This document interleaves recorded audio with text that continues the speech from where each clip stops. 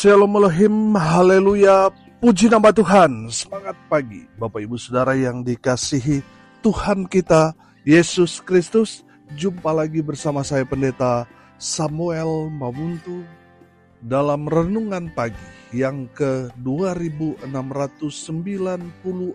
hari. Renungan pagi ini mengudara.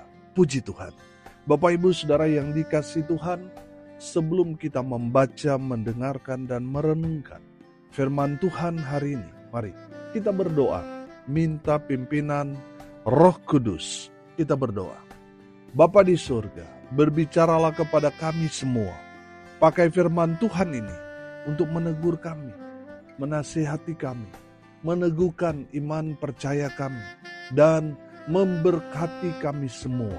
Di dalam nama Tuhan Yesus yang adalah firman Allah yang hidup, kami berdoa. Amin. Haleluya. Bapak Ibu Saudara yang dikasihi Tuhan, bersama dengan saya kita akan belajar Alkitab dari kitab Kejadian sampai kitab Wahyu. Mari buka Alkitab kita. Efesus pasal 4 ayat 17 sampai ayat 24. Di bawah perikop manusia baru. Demikian firman Tuhan. Sebab itu kukatakan dan kutegaskan ini kepadamu di dalam Tuhan. Jangan hidup lagi sama seperti orang-orang yang tidak mengenal Allah dengan pikirannya yang sia-sia dan pengertiannya yang gelap, jauh dari hidup persekutuan dengan Allah karena kebodohan yang ada di dalam mereka dan karena kedegilan hati mereka.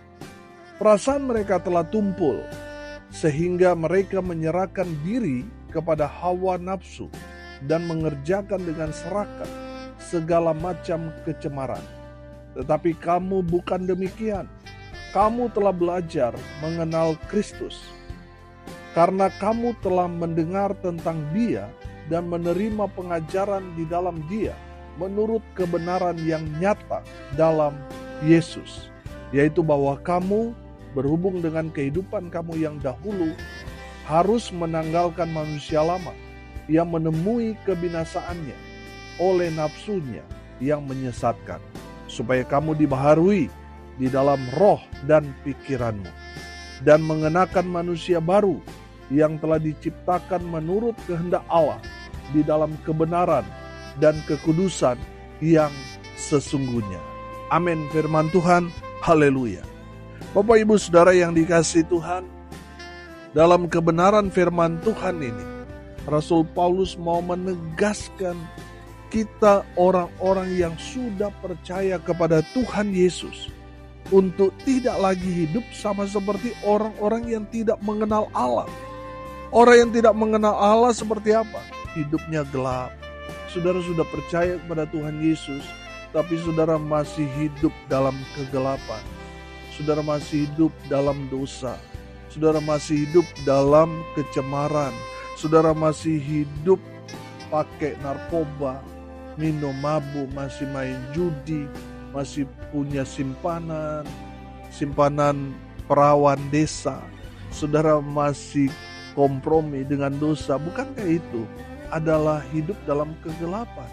Saudara dan saya yang sudah percaya kepada Tuhan Yesus, kita tidak lagi hidup dalam kegelapan. Kita sudah hidup dalam terang kasih Kristus. Sudah seharusnya kita menanggalkan semua perbuatan-perbuatan dalam kegelapan itu. Sudah seharusnya kita tinggalkan, kita kubur. Amin. Jangan digali lagi, saudara. Jangan sampai saudara sudah percaya kepada Tuhan Yesus, saudara sudah melayani, tapi masih hidup dalam kegelapan. Saudara, orang-orang yang hidup dalam kegelapan itu hanya orang-orang yang tidak mengenal Allah. Saudara sekarang sudah mengenal Allah yang benar. Oleh karena itu saudara tinggalkan kehidupan gelap saudara. Mari berjalan dalam terang kasih Kristus. Amin. Orang yang tidak mengenal Allah, hidupnya jauh dari persekutuan. Saudara, banyak loh orang yang sudah Kristen, tapi mereka menjauhkan diri dari persekutuan. Menjauhkan diri dari pertemuan-pertemuan ibadah. Bapak Ibu Saudara yang dikasihi Tuhan, saya banyak sekali melihat Banyak orang-orang Kristen sudah gak masuk gereja. Tapi kalau penampilan, wah luar biasa. Kalung salibnya besar sekali, saudara. Tapi mereka menjauhkan diri dari persekutuan. Bapak, Ibu, Saudara, orang-orang yang menjauhkan diri dari persekutuan, dari ibadah itu hanya orang-orang yang tidak mengenal Allah. Saudara dan saya mengenal Allah yang benar. Sudah seharusnya kita terus terhubung dengan Tuhan dalam persekutuan. Kesukaan kita adalah kita bergaul dengan Tuhan. Amin. Kita datang dekat dan menikmati keintiman dengan Tuhan dalam persekutuan ibadah. Itu orang-orang yang mengenal Allah yang benar. Tapi mereka yang tidak mengenal Allah yang benar, walaupun mereka sudah Kristen, walaupun mungkin mereka sudah terlibat dalam pelayanan, tapi kalau mereka masih tidak mau ikut dalam ibadah, itu menandakan mereka belum mengenal Allah yang benar. Saudara, ada berapa banyak orang-orang bahkan sudah terlibat dalam pelayanan, tadi saya kata sudah majelis, sudah aktivis gereja, tapi masih punya banyak alasan untuk tidak beribadah. Banyak, saudara. Saudara yang dikasihi Tuhan, kita kebanyakan waktu susah, kita bernasar kepada Tuhan, supaya Tuhan berkati. Kalau Tuhan berkati, saya akan aktif dalam ibadah. Tapi setelah diberkati, lupa semua, saudara. Bapak, Ibu, Saudara yang dikasihi Tuhan, hal-hal yang menjauhkan diri dari pertemuan-pertemuan ibadah persekutuan itu hanya orang-orang yang tidak mengenal Allah. Saudara dan saya orang-orang yang mengenal Allah. Kesukaan kita ada dalam hadirat Allah. Amin. Saudara yang dikasihi Tuhan, orang-orang yang tidak mengenal Allah, hidupnya apa? Hidupnya itu bodoh. Mereka sudah tahu bahwa Tuhan datang untuk menyelamatkan mereka, tapi mereka tidak mau terima. Itu masalahnya. Mereka mengeraskan hati, kepala batu. Bapak, Ibu, Saudara yang dikasihi Tuhan, jangan sampai kita orang yang sudah mendapat kasih karunia Tuhan, kita tidak tahu berterima kasih kepada Tuhan. Saudara bertindak bodoh, dan saudara mengeraskan hati yang membuat Tuhan itu murka kepada orang-orang yang kepala batu, keras hati, yang sudah melihat kebaikan Tuhan, yang sudah menerima pertolongan Tuhan, tapi masih belum percaya. Bapak, Ibu, Saudara yang dikasihi Tuhan, jangan keraskan hatimu. Sama seperti orang-orang Israel yang mengeraskan hati, akhirnya apa, Saudara? Mereka tidak dapat masuk ke tanah yang dijanjikan Tuhan. Bapak, Ibu, Saudara, mari, saudara dan saya sudah mengenal Allah yang benar. Makanya saudara lembutkan hati saudara. Amin. Jangan kepala batu. Terima apa firman Tuhan. Mari kita mau mendengar dan kita melakukannya sebagai bentuk kelembutan hati kita kepada Tuhan. Amin. Haleluya. Orang yang tidak mengenal Allah, hidupnya apa, saudara? Tidak punya perasaan. Walaupun sudah ditegur oleh firman Tuhan, tapi nggak sadar-sadar. Kenapa? Karena tidak mengenal Allah yang benar, sehingga tidak ada perasaan. Masa bodoh aja dia, padahal firman Tuhan sudah sangat-sangat jelas menegur pribadinya, tapi dia masa bodoh. Itu orang-orang yang tidak mengenal Allah. Coba saudara tegur orang yang lagi minum mabuk, yang lagi pakai narkoba, orang-orang yang ada di diskotik, orang-orang yang sedang melakukan dosa. Saudara, mereka tidak akan mendengarkan teguran saudara. Kenapa? Mereka tidak merasa bersalah. Padahal sudah jelas-jelas mereka buat dosa. Tapi bagi orang-orang yang tidak mengenal Allah, saudara punya nasihat itu sama seperti angin lalu. Hanya berlalu begitu saja. Bapak, Ibu, Saudara yang dikasihi Tuhan, orang-orang yang tidak mengenal Allah tidak punya perasaan. Orang-orang yang lagi susah, gak ada rasa simpati, empati. Masa bodoh dia. Bapak, Ibu, Saudara, beda dengan orang-orang yang mengenal Allah. Punya perasaan. Amin. Sehingga ketika dia melihat ada orang yang pantas untuk ditolong, sehingga dia digerakkan Tuhan, untuk menjadi jawaban bagi orang yang pantas ditolong tadi. Karena apa, saudara?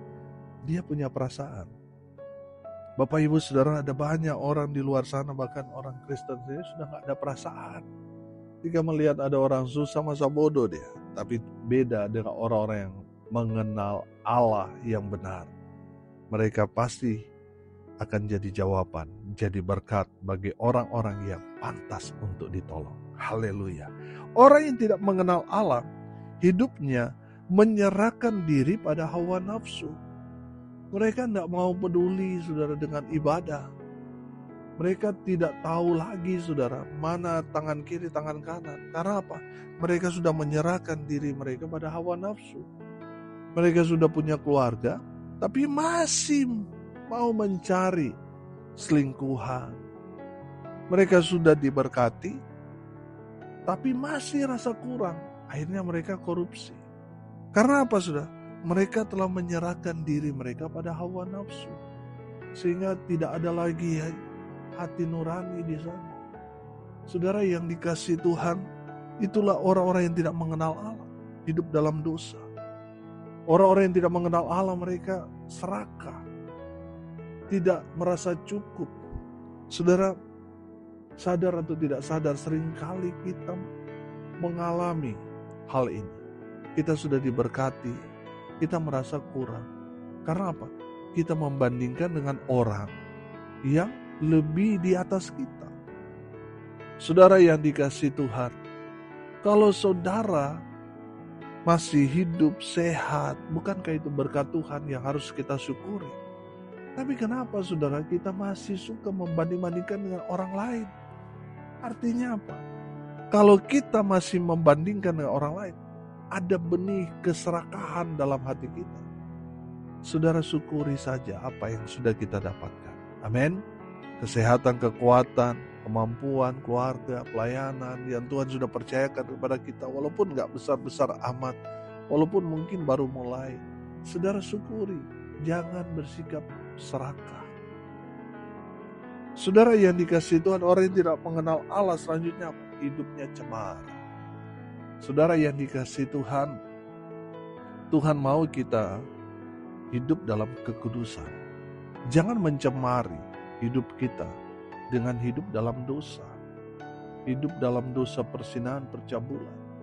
Saudara, akhir-akhir ini kalau sudah memperhatikan, banyak orang jatuh. Bahkan hamba-hamba Tuhan jatuh. Jatuh dalam pelukan wanita lain. Jatuh dalam pelukan pria lain. Saudara, jatuh dalam dosa. Ini yang terjadi. Kenapa? Karena iblis tahu waktu Tuhan sudah semakin dekat. Makanya dia buat semua orang-orang percaya itu tercemar karena dosa. Bapak, Ibu, Saudara, hati-hati.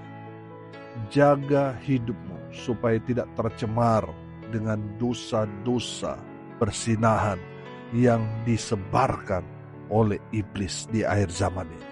Orang-orang yang tidak mengenal Allah, dia tidak merasa berdosa, dia tidak merasa bersalah. Walaupun dia sudah ambil istri orang, suami orang, dia tidak merasa bersalah. Kenapa dia tidak merasa bersalah? Karena dia tidak mengenal Allah yang benar. Bapak, Ibu, Saudara, ada cerita lucu. Suatu kali ada seorang perempuan datang ke gereja. Dia datang menemui pendeta. Dia berkata, "Pak Pendeta, saya mau diberkati dalam pernikahan." Orang tuanya dia sudah setuju. Orang tua pasangannya juga sudah setuju. Keluarga besar semua sudah setuju. Tinggal satu yang gak setuju. Siapa yang gak setuju yang satu? Istrinya. Bapak, Ibu, Saudara, memang di akhir zaman ini, saudara, dosa ini yang paling kuat.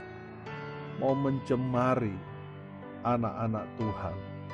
Saudara, jaga hidupmu supaya tetap dalam kekudusan. Tidak cemar, tapi tetap hidup dalam perkenanan Tuhan, yaitu hidup dalam kekudusan. Saudara, tadi kita bicara tentang masa lalu. Itu dulu sebelum kita mengenal Allah. Tapi sekarang kita yang sudah mengenal Allah, kita harus hidup yang pertama menerima, belajar firman Tuhan lebih lagi. Amin. Itu yang harus kita lakukan. Kita harus terus belajar firman Tuhan dan melakukannya dalam kehidupan kita sehari-hari. Yang kedua, saudara, kita sekarang sudah mengenal Allah yang benar, kita harus hidup dalam pertobatan. Memang, saudara, dalam pertobatan itu ada jatuh bangunnya. Kadang-kala kita kuat sekarang, tapi besok kita lemah, kita jatuh. Tapi kita terus bangkit, saudara.